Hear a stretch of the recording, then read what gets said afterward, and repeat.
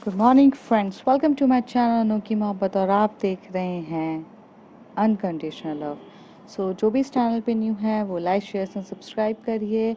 और subscribe is just a way to motivate me. So please यार, motivate me यार।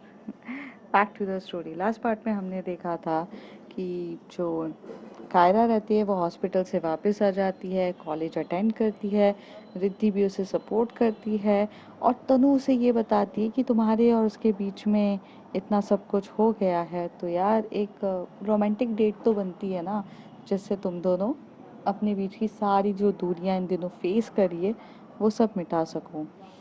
कायरा भी ये बात सुन के ज़्यादा इम्प्रेस्ड होती है और उसी तरफ दूसरी तरफ जो रहती है संजना, वो रिद्धि को हिट ऑन करना चाह रही रहती है। बट रिद्धि इस बार कोई गलती नहीं करना चाहती थी, क्योंकि उसने एक छोटी सी गलती से कायरा को एक्सीडेंट हो चुका था, तो अब वो बिल्कुल भी नहीं करना चाहती थी। अब आगे, जब कायरा यहाँ पर देख रही रहती है कि रिद्धि ने बहुत अच्छे से जवाब दिया कि उसने लैंडलाइन नंबर दे दिया बट अपना एक्चुअल कॉन्टैक्ट नंबर नहीं दिया, ये देख के तो कायरा के फेस के एक्सप्रेशन ही देखने लायक थे।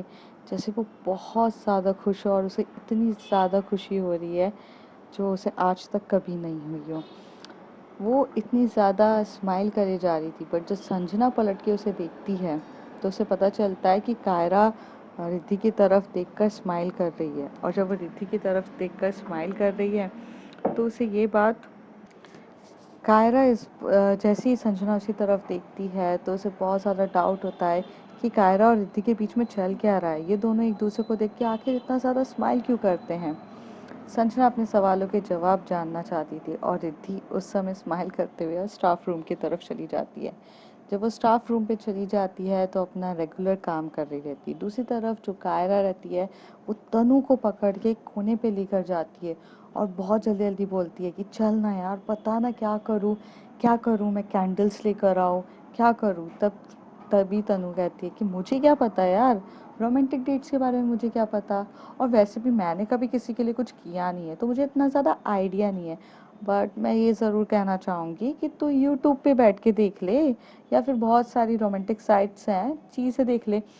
या फिर हम एक काम करते हैं, हम शॉप में चलते हैं, वहाँ पर ना कुछ तो रोमांटिक सा मिलेगा, हम वहाँ ले लेंगे।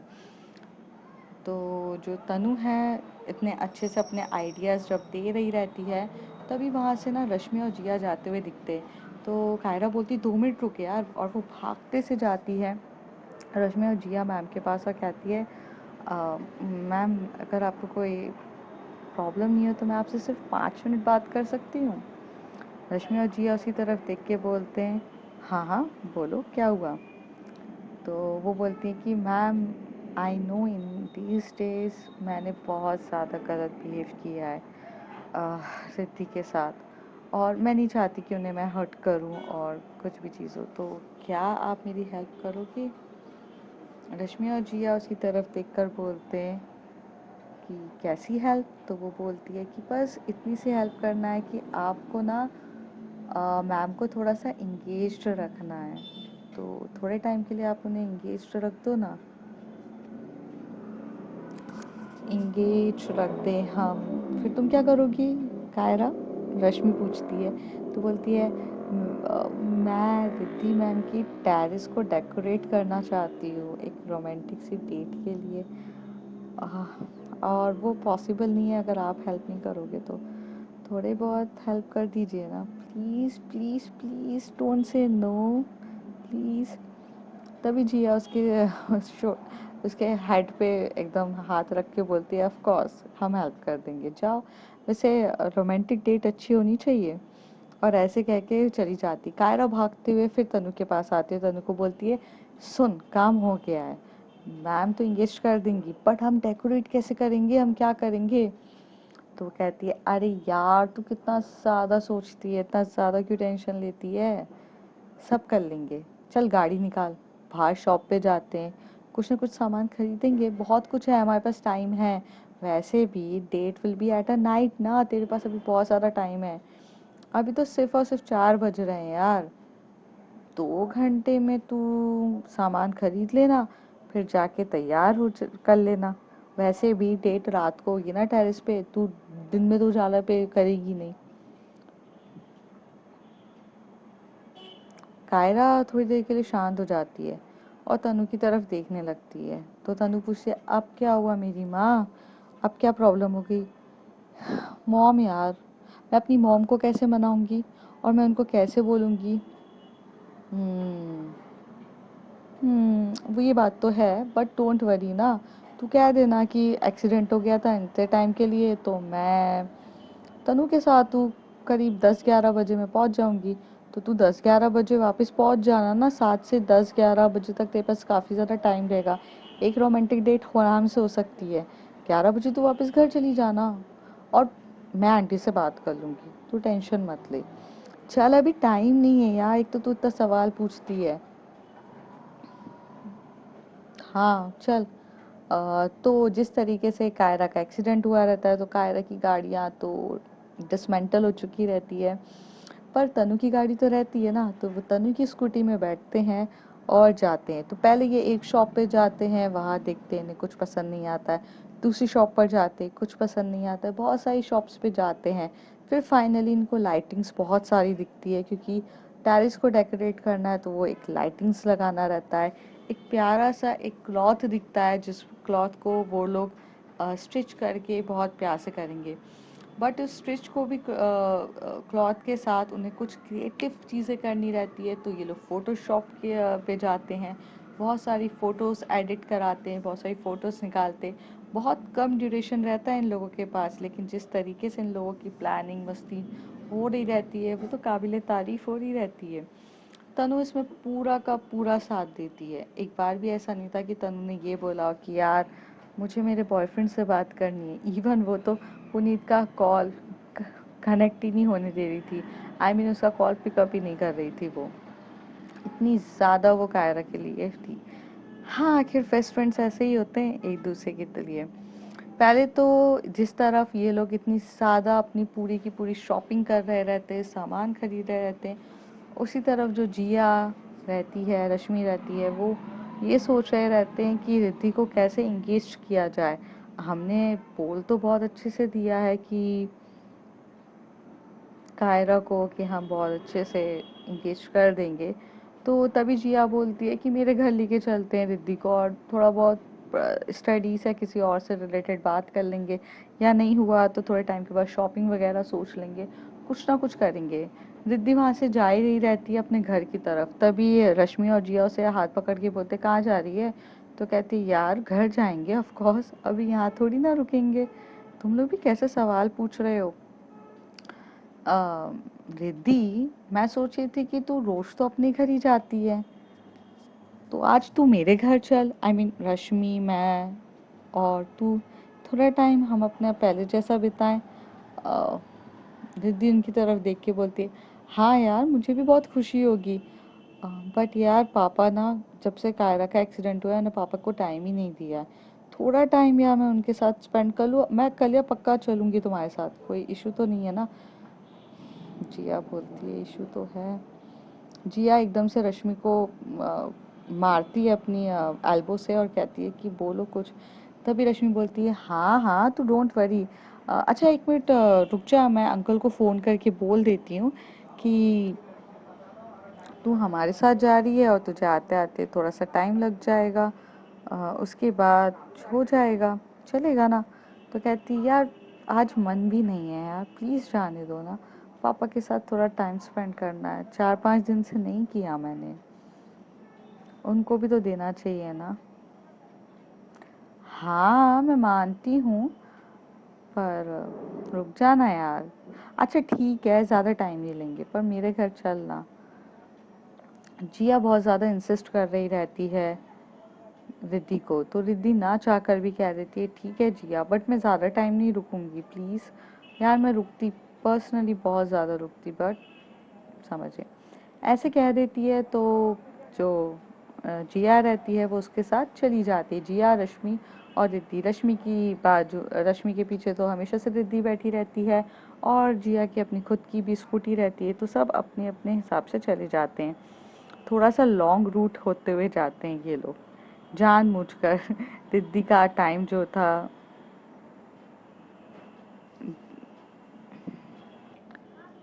हाँ, बात कर रहे रहते हैं। कायरा अपनी सारी शॉपिंग्स कर लेती है और वो रिद्धि के घर पे जाके बेल रिंग करती है, टिन टिन। तो अंकल ओपन डोर ओपन करते हैं। तभी कायरा कहती है, अंकल अगर आपका कोई इशू नहीं है तो आज मैं आपकी टेरिस यूज़ कर सकती हूँ। बहुत दिन हो गए हैं, मैंने ना रिद्धि मैम के साथ थोड़ा सा मिसबिहेव किया था, तो मैं उनसे अपोलोजाइज़ करना चाहती हूँ, इसलिए तभी उसके जो पापा हैं, रिद्धि के पापा, वो कायरा के गालों को पे ऊपर हाथ रख के बोलते, बेटा पापा हूँ मैं रिद्धि का, मुझे पता है कि तुम क्या बोलना चाह रही हो। मैंने कभी मना नहीं किया है, जाओ टेरेस तुम्हारा है, जो करना है करो। और तुम कहो तो तुम दोनों को अकेला छोड़ देता हूँ, मैं बाहर चला जाता हूँ। तो कायरा एकदम से शर्मा जाती है और आंखें एकदम नीचे करते हुए कहती है, नहीं नहीं, ऐसा कुछ नहीं है, बस थोड़ा सा करना था, आप रिद्धि मैम को बताना मत। तो कहते हैं, हाँ हाँ जाओ जाओ, मैं रिद्धि को नहीं बताऊंगा कोई भी चीज़, डोंट वरी। वैसे रिद्धि है कहाँ, मुझे तो पता ही नहीं है। तो कायरा बोलती है, वो मैंने रश्मि मैम और जिया मैम को बोला था कि उनको इंगेज्ड करके रखने के लिए, तब तो मैं डेकोरेट कर लेती हूँ, तो चले जाएगा। हाँ ठीक है, जाओ कर लो। करीब उस समय 6:30 बज रहे थे। 6:30 बजे का टाइम था जो ये लोग डेकोरेट करना स्टार्ट कर रहे थे। बहुत प्यार से तनु भी उनके साथ कायरा के साथ जाती है रिद्धि मैम की टेरिस पे और बहुत अच्छे से डेकोरेट कर रही रहती है। ये लोग ना इतना इंजॉय कर रहे रहते हैं डेकोरेशन करते टाइम कि पूछो मत, बहुत इंजॉय कर रहे रहते हैं। एक स्माइल आ रही रहती है। जो डेकोरेशन रहता है वो अच्छा रहता है, और ऐसे डेकोरेट करते करते इन लोगों को 45 मिनट्स हो जाते हैं, मतलब 7:15 तभी हो जाते हैं। रिद्धि एकदम से उठती है, अपना मोबाइल में टाइम देखती है, तो उसे ये पता चलता है यार 7:30 बज चुके हैं। और वो जिया को कहती है, यार मैं प्लीज़ रुकती।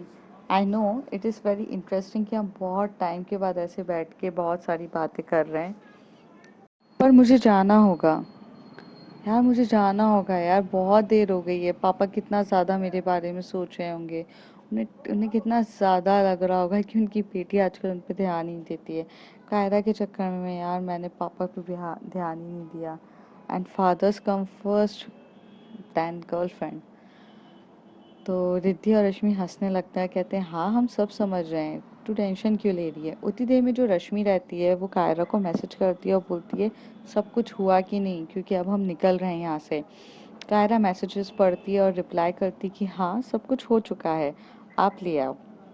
और तनु भी वहाँ पर चली जाती है। तनु कहती है, बाय यार। तो वो कहती है, ठीक है, पर मेरी मॉम से बात कर लेगी ना। तो कहती है, हाँ हाँ मैं मॉम से बात कर लेती हूँ तेरे। और वहीं पर वो तुरंत फ़ोन उठाती है, आंटी से बात करती है। एज़ यूजुअल जो कायरा की मॉम है, पहले नाटक करती है, बहुत देर तक बातें करती रहती कि क्यों करना है, उसकी तबीयत ठीक नहीं है, ये वो। पर फाइनली वो थोड़े टाइम के बाद मान जाती है। अब सिर्फ कायरा के पास 10 बजे का तक का टाइम था, मतलब 7 से 10, 7 भी नहीं, उसे 8 ही चाहिए, क्योंकि उसकी जो प्रेमिका है, आई मीन जो रिद्धि है, उसे आने में तो बहुत ज़्यादा टाइम था।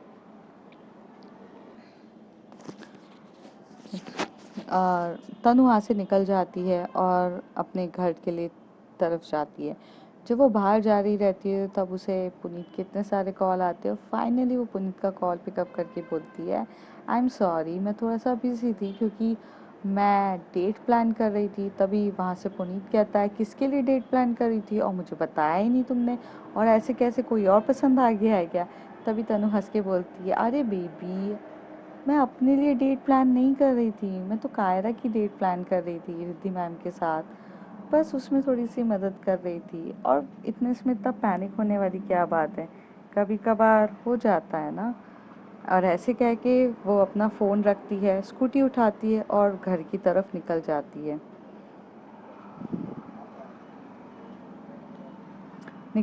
है। और दूसरी तरफ जो कायरा रहती है वो टेरेस पे वहीं पर वेट कर रही रहती है कि मैम आएगी और मैं आराम से उनके साथ बात करूंगी। रश्मि भी वहाँ से निकल चुकी रहती है रिद्धि को बिठाकर। रश्मि को तो सब चीज़ पहले से पता रहती है, तो उसके चेहरे पे स्माइल रहती है।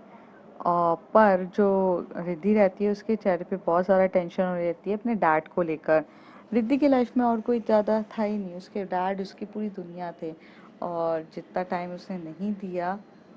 तो रश्मि एकदम से रिद्धि के घर के बाहर गाड़ी रोकती है और रिद्धि को कहती है चल जा एंजॉय कर, और ऐसे कह के वो अपनी एक्टिवा उठा के वहाँ के वहीं चले जाती है। रिद्धि थोड़ी देर सोचती रहती है मैं एंजॉय करूँ किसके साथ, फिर वो इतना ज़्यादा सोचती नहीं है, वहाँ से चली जाती है। जैसे ही वो अंदर जाती है तो अपने डैड से मिलती है, उसके पापा बोलते हैं और बेटा सब कुछ कैसा रहा, तो वो बताती कि पापा ऐसा था, मैं रिद्धि के साथ मैं सॉरी रश्मि के साथ जिया के साथ उनके घर गई थी थोड़ा काम की वजह से। उसके पापा सब कुछ सुन रहे रहते और वो ऐसे प्रिटेंड करते जैसे उनको तो पता ही नहीं था, बट उनकी होने वाली बहू ने तो उन्हें काफ़ी पहले ही सब कुछ बता चुकी थी। और तभी उसके पापा कहते हैं कि बेटा वो मैंने ना कुछ कपड़े सुखाए थे टेरेस पर, और मैं थक गया हूँ, मैं सोने जा रहा हूँ, मैंने खाना भी खा लिया है, तुम्हारे लिए भी रखा है, तुम्हें खाना है तो खा लेना। तो कहती है हाँ पापा मैं खा लूँगी, या मैं मेरे को जो ठीक लगेगा मैं बना भी लूँगी, तो आप टेंशन मत लीजिए। ऐसे बोलकर वो कहती है, तभी उसे पापा बोलते टेरेस पे जाकर वो कपड़े उठा लेना बेटा, और सूख गए होंगे, मैंने बहुत टाइम से देखा नहीं है। रिद्धि किचन की तरफ जाते हुए पापा को बोलती हाँ पापा आप टेंशन मत लो, मैं जाती हूँ, मैं पहले ड्रेस चेंज कर लूँ उसके बाद मैं चली जाऊँगी। और ऐसे कह के उसके पापा जो रहते हैं वो अपने रूम पर चले जाते हैं। उन्हें भी पता रहता है टेरेस पे तो एक रोमांटिक डेट होने वाली है।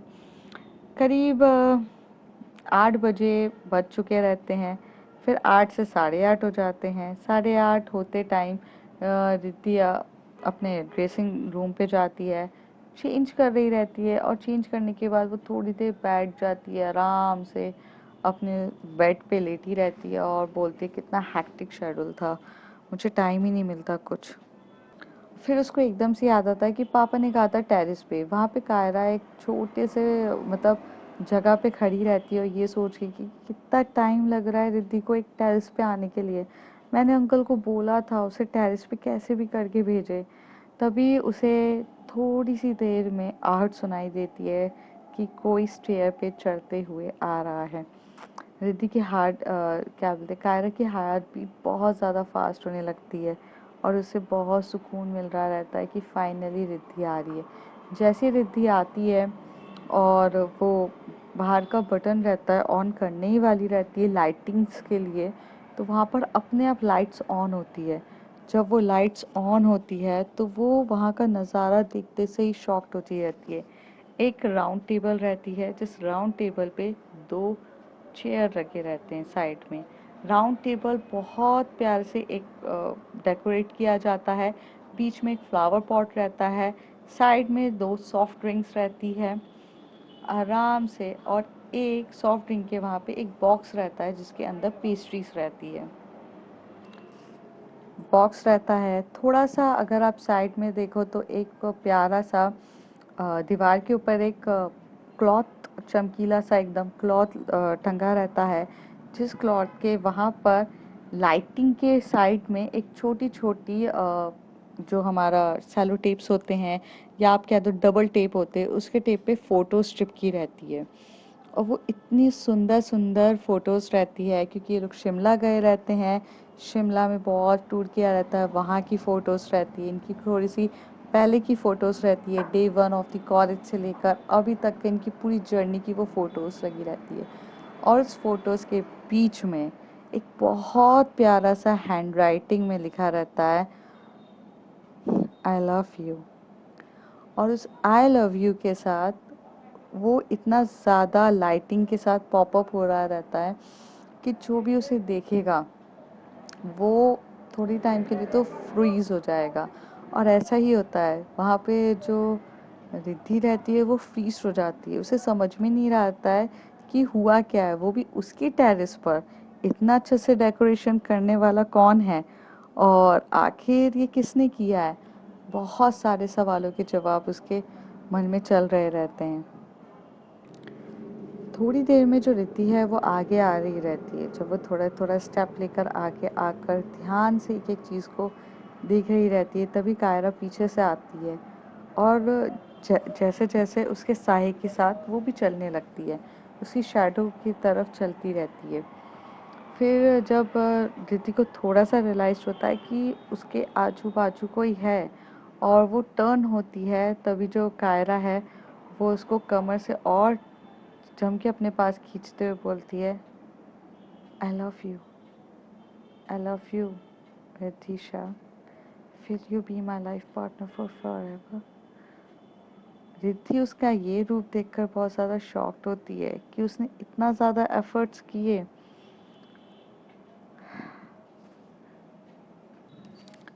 और बहुत पहले थोड़ी देर में रिद्धि को रियलाइज होता है कि ओपन एरिया है, तो वो थोड़ा आजू बाजू देखती है तो उसे दिखता है कि टेरेस के आजू बाजू कोई भी नहीं खड़ा है और वो बस रिद्धि अब कायरा की आंखों में देख रही रहती है। आंखों ही आंखों में जब देख रहे रहते हैं तो जो कायरा की हाथ है वो रिद्धि के वेस्ट पे रहती है और जो रिद्धि के हैंड्स है वो उसके शोल्डर पे रहते हैं। ऐसे ये दोनों एक दूसरे को बस हग करके खड़े रहते हैं। थोड़ी देर में जो कायरा है अपना पॉकेट से अपना फ़ोन निकालती है और उस पर एक म्यूज़िक बजाती है। म्यूज़िक बहुत ज़्यादा सॉफ्ट और लाइटली और मज़ेदार हो रही रहती है और ये दोनों एक दूसरे को कब एक दूसरे के साथ डांस करना स्टार्ट कर देते हैं ये पता ही नहीं चलता। दोनों को एक दूसरे की फीलिंग टच बहुत ज़्यादा अच्छा लग रहा था और दोनों एक दूसरे के साथ डांस करे जा रहे थे। मोमेंट बहुत ज़्यादा रोमांटिक था और दोनों जब बहुत प्यार से एक दूसरे को पकड़ के डांस कर रहे रहते हैं और म्यूज़िक के साथ एंजॉय करने रहते हैं। जो रिद्धि है वो अपना फेस थोड़ा सा आगे लाती कायरा के फेस के सामने, जैसे वो उसे कह रही है कि वो उसे किस करना चाहती है।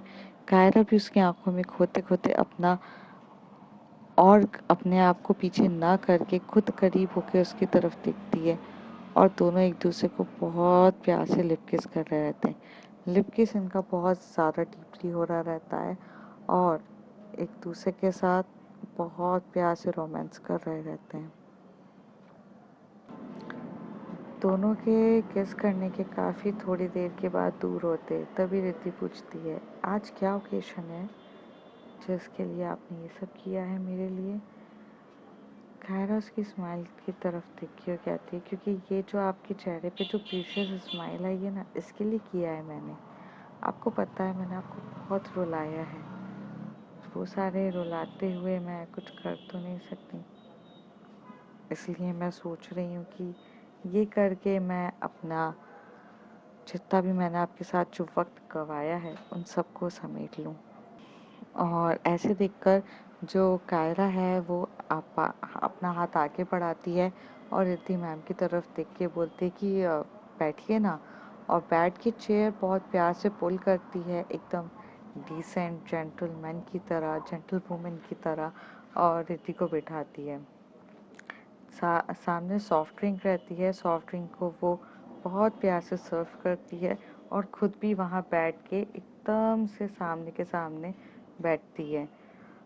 ये समय तो ऐसा था कि जहाँ इन लोग को डिनर करना था, बट कायरा ये सब चीज़ें अरेंज नहीं कर सकती थी क्योंकि उसके पास इतना टाइम नहीं था और डिनर के लिए तो मतलब सब चीज़ लेकर आना था, वो सब तो नहीं था।